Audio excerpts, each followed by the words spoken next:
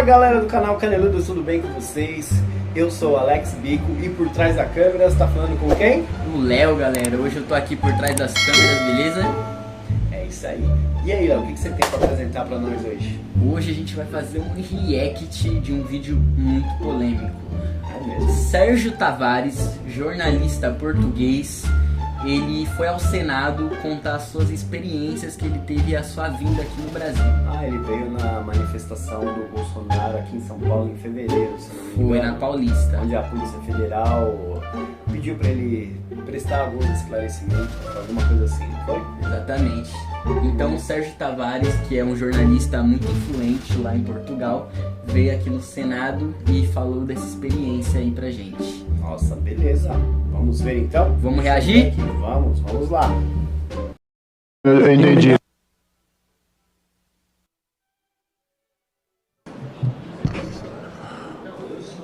Passo a palavra aqui para responder os questionamentos. O senhor Sérgio Miguel. Muito obrigado pelas perguntas que fizeram. Começo então por responder ao senador Eduardo Girão. A primeira pergunta e a quarta têm a ver se estão relacionadas, se eu já senti medo noutros países e se eu tenho medo agora de voltar. Portanto, eu respondo à primeira e à quarta de uma só vez. Eu já visitei os 5 continentes da Terra, já vivi 3 anos em África, já vivi 3 anos na Ásia, já visitei países complicadíssimos como a Indonésia, Angola e outros semelhantes e nunca senti o medo que senti quando vim para o Brasil a 25 de fevereiro. Foi a primeira vez, e eu dei essa entrevista ao Epoch Times em Washington, que eu chorei quando me despedi dos meus filhos com medo de não voltar. E porquê que eu chorei? Não é que eu tivesse uma bola de cristal e que soubesse o que é que me ia acontecer. É porque centenas de brasileiros me avisaram e disseram: não vais, vais ser preso, vão-te fazer mal. E eu não quis acreditar, porque eu sou europeu, sou português, e não quis acreditar. E como eu defendo a liberdade, e o Brasil está privado da liberdade, eu quis vir na mesma. Eu não queria acreditar que isto me ia acontecer, mas no entanto algo em mim, que eu nunca senti na minha vida, quando me despedi do meu filho e da minha filha de 9 e 10 anos, foi a primeira vez que eu tive lágrimas. Parecia que eu estava a sentir alguma coisa. E naquele terminal, quando eu vejo todo aquele milhares de pessoas a passarem, pessoas de todos os países, de todas as cores, de todas as raças, de todas as crenças políticas, todos entraram, menos um, o português Sérgio Tavares. Quando eu me vejo ali sozinho, com o meu passaporte levado, Polícia Federal ali na porta e eu sem saber o que é que me ia acontecer, se me iam levar para uma carrinha, se me iam bater, se me iam interrogar, se me iam prender, se eu ia para a Papuda, como foram os patriotas do 8 de janeiro, sem terem feito nada. Eu imaginei-me na Papuda, sem poder comunicar com a minha família, sem poder sequer defender-me. Eu imaginei-me porque é nesse ponto em que estamos. Portanto, senti o que eu nunca tinha sentido pela primeira vez na vida. E estamos a falar do Brasil.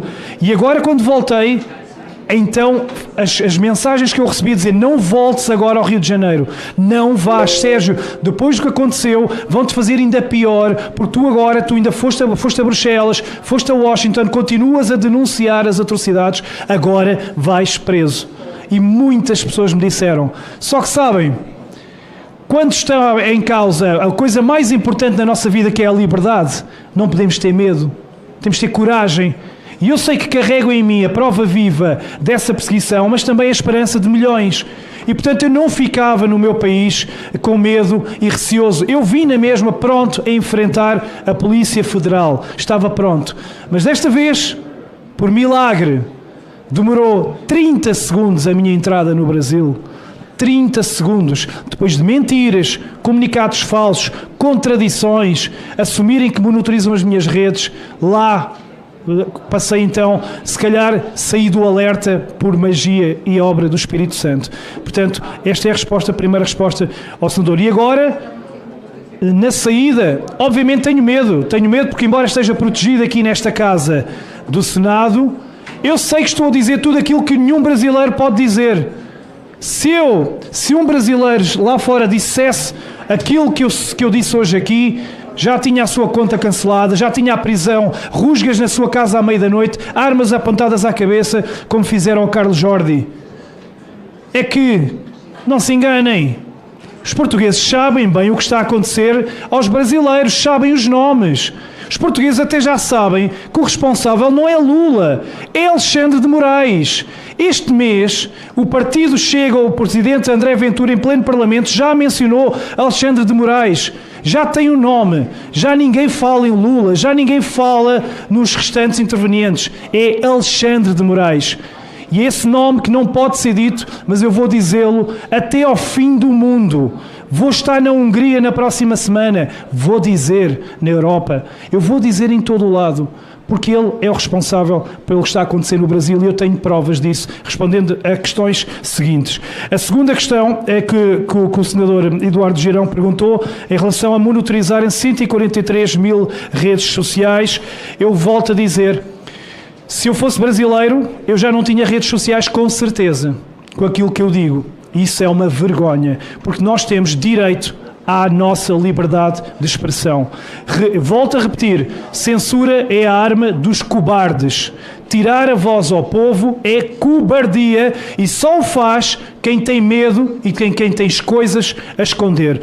Portanto, não me admira que monitorizem milhares de pessoas, porque se eu próprio sou português, estou a ser monitorizado, esse número peca por escasso. Com certeza serão milhões os brasileiros, porque eu tenho informações que até monitorizam quem dá Pix a Bolsonaro, quem dá Pix a alguém que tenha estado no 8 de janeiro.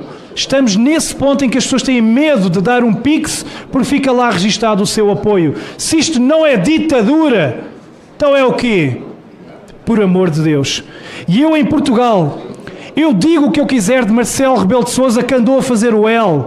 Digo o que eu quiser. É um fantoche destas elites globalistas do Fórum Económico Mundial de Davos. É um palhaço o presidente de Portugal. E sabem que eu posso dizer isto porque eu tenho liberdade de expressão no meu país. A polícia não vai entrar em casa, não vai congelar as contas, não vai congelar o meu passaporte porque eu digo isto do meu presidente. Porque eu tenho o direito de ter opinião sobre ele. Até porque eu, como repórter, tenho informações privilegiadas. Tenho o direito de dizer o que eu quiser do meu primeiro-ministro. E os brasileiros aqui não podem dizer o óbvio. Que Lula é um ladrão. Se é óbvio, podem dizer. Nicolas Ferreira está agora a ser processado, multado por dizer o óbvio. Isto é ditadura. Terceira questão, da vacina. Por equívoco, no calor do momento, disse na imprensa, assim que saí de lá, que me tinham questionado da vacina, não questionaram da vacina. Fica aqui esse reparo e é importante, e foi importante essa questão. Estão aqui as outras perguntas todas, não está a questão da vacina. Respondendo ao senador Flávio Bolsonaro, sobre as eleições, obviamente que houve, com todas as letras, fraude eleitoral no Brasil. E houve fraude em diferentes frentes. Houve fraude nas urnas, porque em 2019 a Globo, volto a repetir, noticiou que hackers numa convenção em Las Vegas, em poucos minutos, hackearam urnas do modelo brasileiro, em poucos minutos, portanto não são confiáveis. E em segundo lugar, há relatos de imensos estados, imensas localidades no Brasil, onde Bolsonaro teve imensos votos, mas no final deu 0. Fernando Serimedo provou, eu tenho esse relatório comigo em Portugal, com todos os dados, não em todas as urnas, mas nas urnas anteriores a 2020. É um plano muito requintado, não é em todas, para não dar nas vistas. Mas a maior fraude está descoberta agora, e essa sim, porque, não, as urnas não são confiáveis, só o Bangladesh e o Butão é que usam isso, mas são confiáveis. Ok, vamos assumir que as urnas são confiáveis. Então e o jogo sujo feito nas redes sociais e na imprensa? Porque na imprensa vimos, e em Portugal, as imagens que chegavam de Bolsonaro eram sempre de um homem carrancudo, um homem que não tinha o povo do lado dele, Lula, o pai dos pobres. Quando eu vim aqui no 7 de setembro de 2022 e nos célebres girassóis de Brasília e vi o que eu nunca tinha visto à face da terra, uma imensidão de mar de gente verde e amarelo como eu nunca vi na minha vida. E as televisões não mostravam isso. Fizeram propaganda para um lado. Já é desvirtuar das eleições. Mas quando nas redes sociais e o Twitter Files Brasil provou que calaram um lado político, cancelaram contas, estrangularam, reduziram o alcance, promoveram o outro lado. Isto é fraude eleitoral, porque estamos a mexer com o pensamento de milhões de pessoas, para não falar do radiolão. Então agora vejam tudo isto que eu vos estou a dizer. Urnas não são confiáveis, fraude nas redes sociais, imprensa tendenciosa, radiolão. Querem mais o quê? Estas eleições num país democrático e justo já tinham sido repetidas há muito, muito tempo. Esta é a minha resposta ao senador Flávio Bolsonaro. Em terceiro, para o senador Rogério Marinho, a questão de quererem regular as redes sociais é simples. Já pouca gente acredita na televisão. Em Portugal aconteceu esse fenómeno nos últimos 2 anos, a televisão que está a cair em descrédito, em ruína. As televisões estão a falir, já ninguém acredita, porque é tudo tão evidente. Foi desde a mentira, desde a pandemia, a mentira na cobertura que dão nas eleições, onde nestas últimas eleições em Portugal, o Partido Chega do André Ventura foi o mais atacado pelas televisões, com comentadores escolhidos a dedo, sempre a deitar abaixo o André Ventura e o Chega. Nos debates eleitorais, mesmo quando o André Ventura não estava presente, o Chega era o tema. E quanto mais bateram no Chega, mais o Chega cresceu, porque é um partido conservador, e passou de 12 para 50 e tornou-se o grande vencedor das eleições. E os portugueses perceberam. Então, mas bateram tanto no Chega, criticam tanto o Chega, e o povo está do lado do Chega, deixaram de acreditar nas televisões. Isso acontece aqui no Brasil com Bolsonaro. Já ninguém se consegue dizer Globo. As pessoas só conseguem dizer Globo lixo.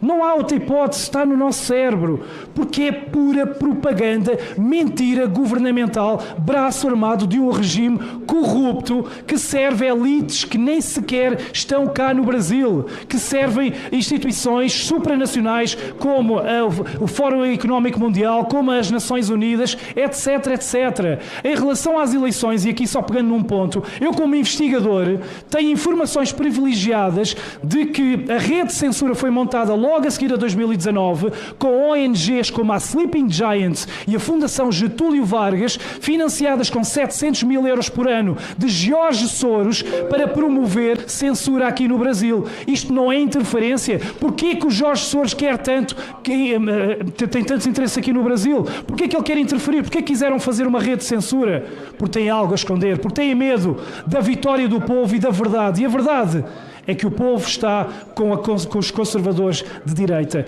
tal como aqui, tal como na Europa. Esta é a questão final. Portanto, para o senador Rogério, querem regular as redes sociais porque é a única forma de controlarem uma única narrativa, e por isso mesmo é que querem cancelar quem serve de forma independente o jornalismo. Eu tenho muito orgulho em não pertencer a nenhuma televisão. Já fui jornalista na maior rádio portuguesa, a Rádio Renascença, e agora nunca, nem que me convidassem, eu aceitaria. Eu quero ser independente para dizer aquilo que eu quero, e por isso é que estou aqui no Brasil para mostrar a verdade dos factos. E podem ter a certeza, o efeito Sérgio Tavares já se faz correr. A RTP noticiou a verdade sobre o que aconteceu no Rio de Janeiro no último domingo, e quando em 25 de fevereiro não tinham noticiado nada. Sabem porquê? Porque Sérgio Tavares avisou que vinha cobrir a manifestação, e eles não podiam passar a vergonha de ser um independente a mostrar o que eles não mostram.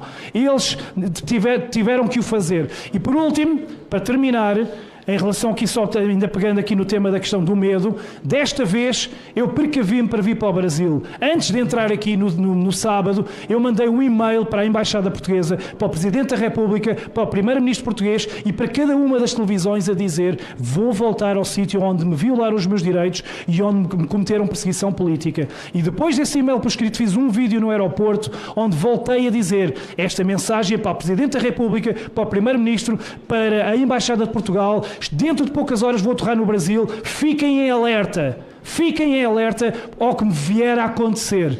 E por isso é que eu acredito que desta vez durou 30 segundos a minha entrada, porque o mundo todo estava em alerta. Nossa, Léo. É realmente impressionante o vídeo. Então ele já viajou para todo lugar vários do países, mundo, né, da Europa, principalmente. e ele nunca sentiu tanto medo quanto quando ele foi... Veio aqui ao Brasil, Veio aqui né, ao na Brasil. primeira vez da manifestação em fevereiro, Bolsonaro. Meu, realmente esse negócio de direita e esquerda tá pesando bastante hoje em dia. Eu não sou muito ligado nessas coisas, mas assim, a gente vê que tem algo acontecendo. Isso aí é pra vocês que são jovens, tem que se atentar a isso, mano. Isso é um fato, mano, que tá acontecendo e é muito forte no nosso país. Você vê, ó, sobre o que ele falou das urnas, assim, ele falou, não, ele fez acusações gravíssimas aí, mas referente às urnas, meu, ele foi, você vê que em 5 minutos, os hackers americanos, não sei a cidade que foi, agora não me recordo, que ele falou, já conseguiram hackear as urnas, em 5 minutos, hackear as urnas brasileiras. Não é confiável. Não é confiável, entendeu? É complicado, cara. Ó, eu nas eleições, assim, ó, nas 2 primeiras que o Lula participou, que eu me lembro que eu particularmente votei no Lula e na Dilma. Acho que eu também votei as 2 vezes na Dilma e nessa última acabei votando no Bolsonaro devido a umas coisas lá de corrupção do Lula e tal. Mas se você for ver, não tem quem a gente votar. Tá faltando, assim, pessoas que realmente a gente sinta que quer o melhor pro país. Só porque, tipo assim, eu votei no Lula lá atrás, não quer dizer que eu sou petista. Não só porque eu votei no Bolsonaro agora, recentemente, não quer dizer que eu sou do PL, entendeu? Assim, a gente vota, a gente tentando querer o melhor pro país. E eu vejo, assim, que a maioria das pessoas, eu acredito que tem muita gente que é petista. Uma certa, eu acho que talvez de 20% a 30%, eu não sei se essa conta seja petista no país. Entendeu?